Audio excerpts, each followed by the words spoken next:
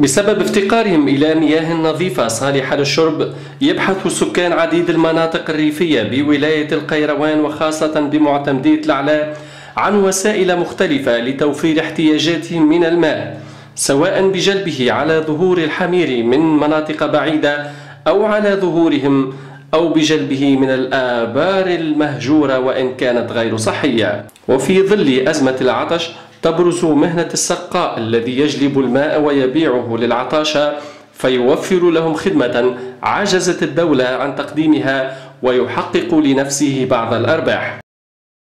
رجوني العباد قالوا لي جيب لنا الماء على خاطر عندي بير روحي وانا مطلع بير روحي، قالوا لي اخويا جيب لنا نحن عطاشة، وليت نعزل شو مستحق المخابرات هذه بالضبط.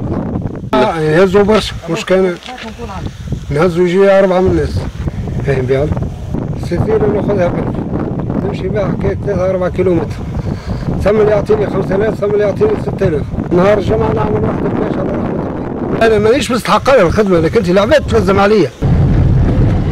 هاك شفت معاناة يوميا ونحن هكا هاي المعاناة الكبيرة الأخت.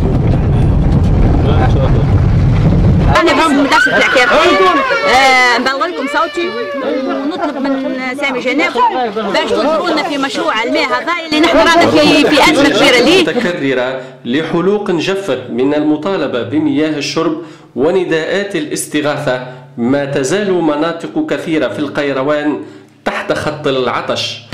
وأما الذين طالبوا واحتجوا فقد تم إيقافهم وسجنهم.